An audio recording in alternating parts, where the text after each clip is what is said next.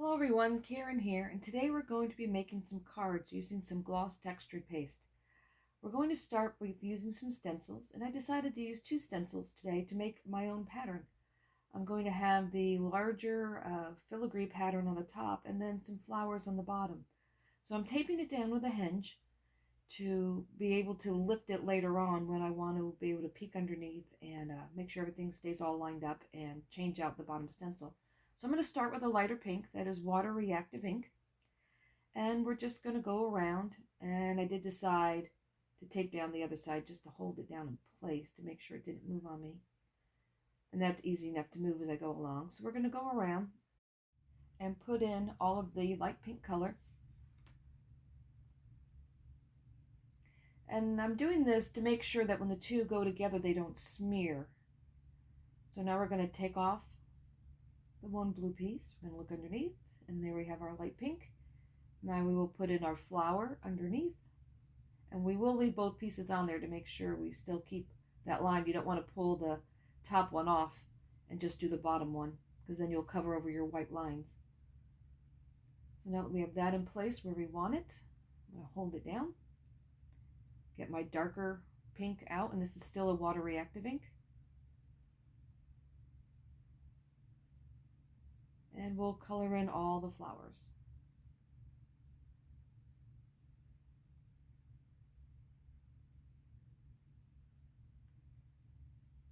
And we'll speed this up a little bit, save a little bit of time.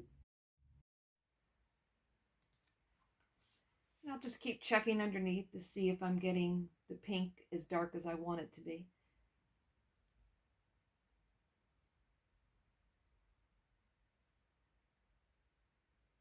There we go. So now we're done. We're going to remove the pink because what we want to cover with the texture paste is the main filigree pattern here. We're going to make sure that still didn't move. And I'm going to wipe it off.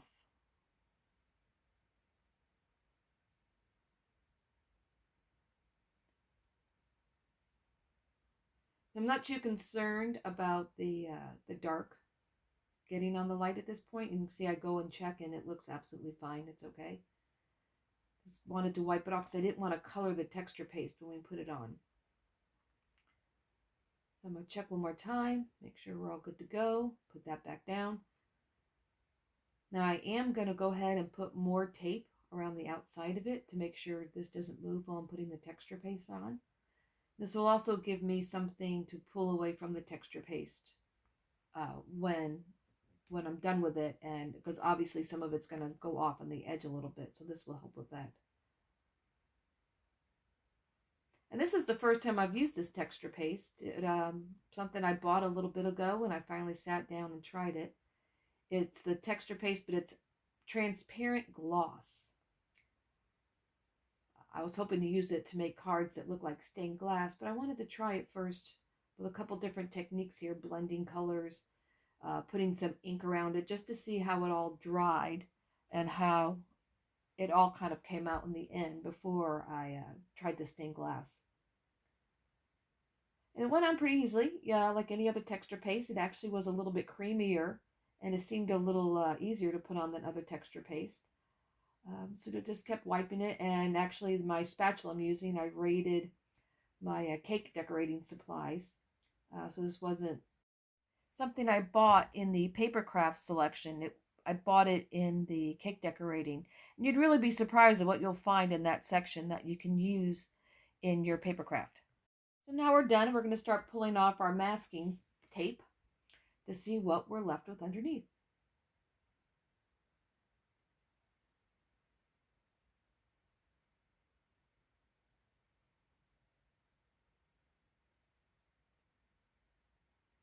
And I did kind of pull up that clump there that I had on the bottom and just pulled it away so I could see the edge of the paper. And I'm just going to use my spatula to get under the edge and then pull the stencil away.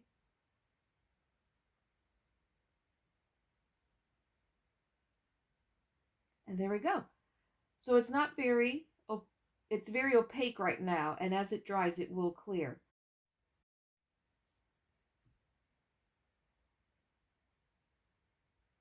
So this one we're going to do a little bit different. I'm going to stack the two stencils from the beginning, so I'll end up with circles with those lines running through them. And I'm also going to use a art liner pen to outline the lines on the inside, and I want to see if how those are going to show once the texture paste dries.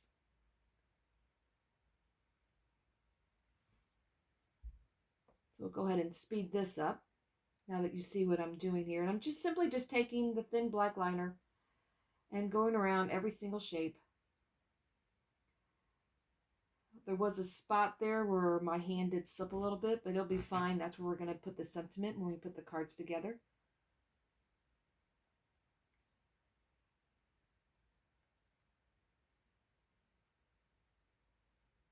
Okay, so now we have it all outlined, and that looks kind of cool in and of itself, even without any color added to it. Yeah, never be afraid to stack your stencils and try something. Worst thing that can happen is you don't like it and you can draw something on the other side. So now we're going to start with some green, which is also water reactive. And this one is a Simon Says stamp ink pad that I got with a kit that I ordered. And then we're going to do the other color, which is a Crafter's Companion water reactive ink. And the two do look really nice together, and they played nice together. So now we're going to go around with the other color, and I'm not being very particular about how I'm covering it because the two do blend quite nicely, which was nice. So now that's done, and I really like the way those two colors came out together.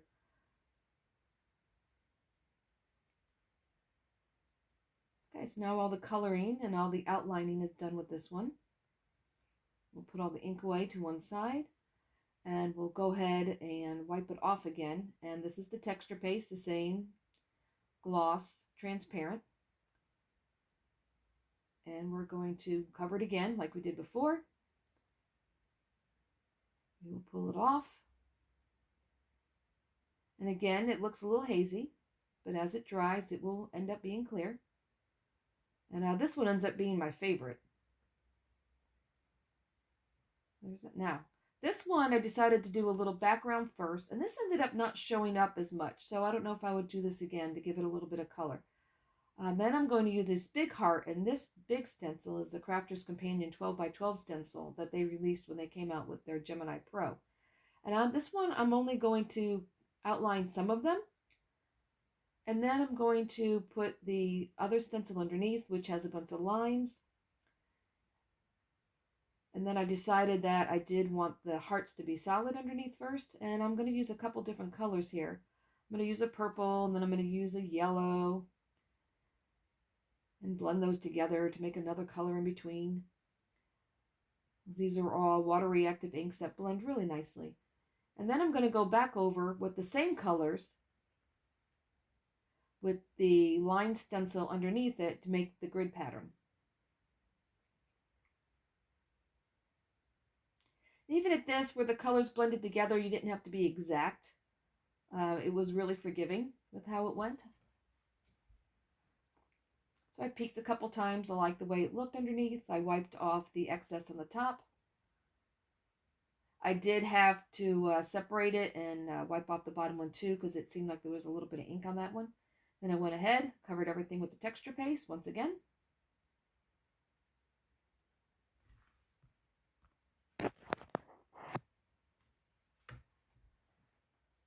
Then we lifted it off.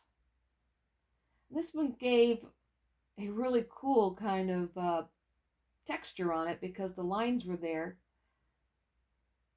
And then this is the third one. This one was the one I wasn't very happy with, and you'll see why as we go through here. The heart was really close to the edge, and I wasn't really thinking about it at the time. I should have put tape down all the sides when I did this, instead of just around the outside. And this one, I went ahead and drew the big heart first. Then I put the two stencils down, and I started coloring on the inside with some yellow. And then I went in with a purplish kind of color and went in and blended it. And did a little bit more blending, so I wasn't too sure about this one. And then I decided I wanted to do the big hearts outlined. So I took my art liner and went around just some of the big ones that were inside.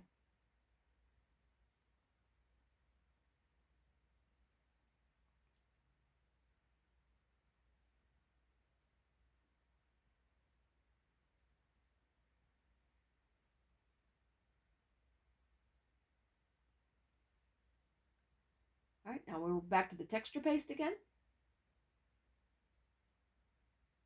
And you can see here I didn't put it down the sides, and there's where the mess I made. But it's okay, I ended up cutting it out, and now I do like it once I cut it out. So here we are. These are the three. These three I really liked, and there's the one that was a little messy on the end. As you can see, it's very shiny. It's very clear. It is flexible. It's very interesting the way it comes out. I really liked it a lot. I think when I do it with the stained glass, I think it really will look like stained glass. This one is my favorite. I really do like, and the black lines did really show up. You could really see them. And the flowers did not smear with the two colors. So I was pretty pleased with that. Yeah, this one you can see where I kind of got the extra texture paste in the sides. So we'll put that one to the side and do something else with that one later. Yeah, so all in all, I was pretty happy with these three. Now let's go turn them into some cards. So I didn't have any thank you cards in my stash, so I decided to make all three thank you cards. And I did make these sentiments on my Cameo that I got at Christmas time, and I can't say enough about my Cameo. I love that machine. I used to have a different machine, and I absolutely love the Cameo. It does everything I wanted it to do, and I can make all kinds of sentiments. I'm going to be buying a lot less dies now because I can pretty much make any kind of sentiment I want. And because it does offsets, internal and external, I can make all kinds of designs. I can even make my own nesting dies. So stand by for some videos coming on just the Cameo because it really does a lot. So we're going to take the sentiments here, and I've matched them all up. I've decided which ones I want to put with which cards, and I've made a big thanks, and then I made several of the small words. You can see this one says thanks for everything. And that's what I did with all three cards is I broke the sentiment up into two pieces, one large one and then one small one. And you'll see, because I did use the watercolor paper, it did wrinkle just a tiny bit, but it was fine. I just used a little more glue and got it all flat. And I also decided not to leave a border around my mat. It did go 6x6, so it is going to go the whole length of the card, which actually is easier to put on because you can simply, you'll see me do it in a minute, I'll just tap on the bottom of the card and it lines up nice and even up against the table. So if you have trouble lining up your card fronts, you may want to consider doing that. It's just going side to side, and then you don't have to center anything. So I have some foam tape here. This is just the Crafter's Companion foam on a roll, and we're just going to put that on. Yep, there's my mom's shirt. That makes a couple appearances in this video. That the shirt I made myself, it says Mom, Mistress of Money, which my family thinks is kind of funny. All right, so the big thanks is on there, and then the little for everything is underneath. And then we'll just put it on the card blank.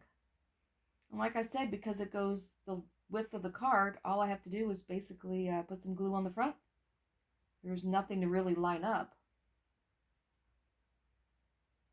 Just tap it down and it automatically will center itself. And there's card number 1.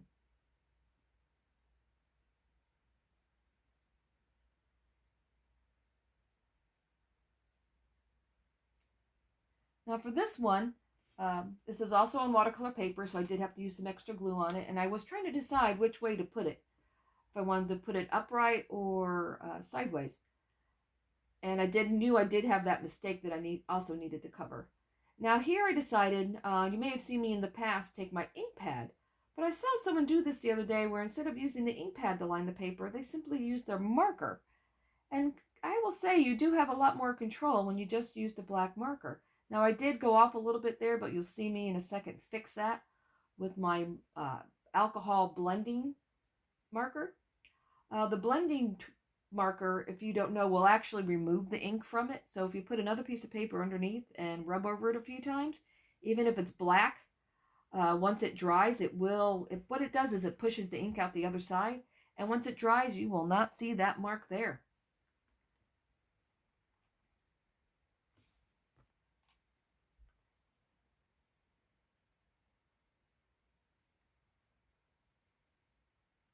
Right, so now I'm still trying to decide which way I want it to go. And there's the mistake. So we're going to cover the mistake there on the bottom. And this time I have thanks a bunch. And I'm going to put it on some craft card, which once again, it's 5x7. So it's going to go the length of the card. So I won't have to center it. And as I'm sitting here, I'm thinking, maybe I want to mark the edges of the craft card also. So I'm going to go around with the black marker again. And this is really nice and quick. I think you may be seeing this more in future videos, because I think this was a little bit neater than using the ink pad, and you have a little bit more control over it.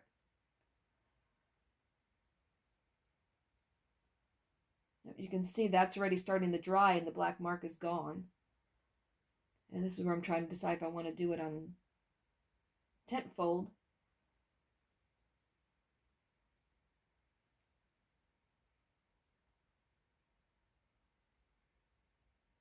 And there, the decision's been made. I am going to do it as a tent fold card.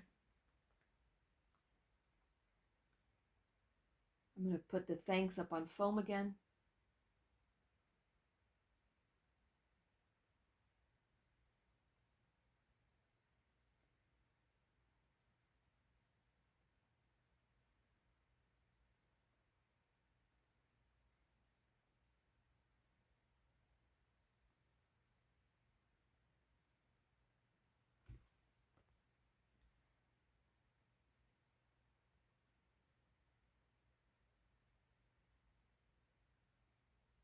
All right, so the thanks is now on.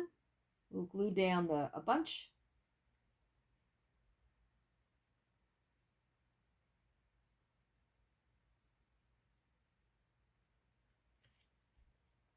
And now all that's left to do is to glue the matte and layer together and then glue it to the card. And like I said, this was watercolor paper. So I did have to use a little bit of extra glue that I probably wouldn't have used if it was other paper. So I think next time when I use the paste, I will try it on maybe a Nina card and see if that lays flatter.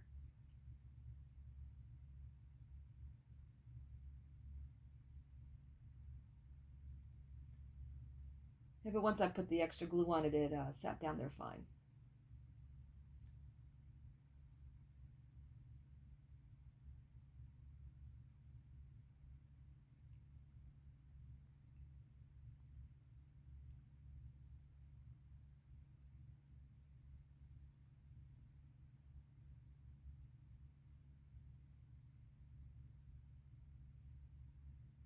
And that card is finished.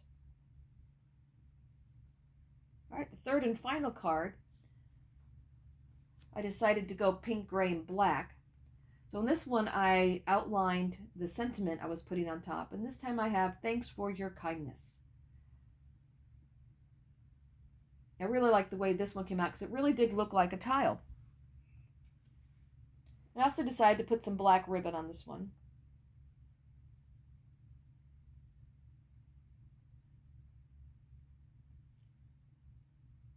In this, I used the Hunky Dory glue. I got this in a kit. I didn't buy this. And they say it's a fine tip. I wouldn't call it a fine tip. I would call it more of a medium tip. It's a little bit too big to use when putting on gems. And it's an okay glue. I don't think I would go out and buy it if I was just going to buy glue. As you can see here, the ribbon really does not want to stick to it. And in a minute here, you'll see I give up and tape it down.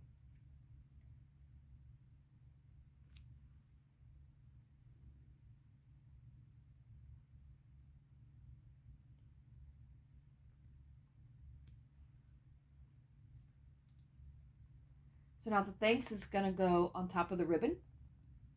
And the for your kindness will be underneath. And I am going to use some glue behind the ribbon where the sentiments is going to go so it won't show.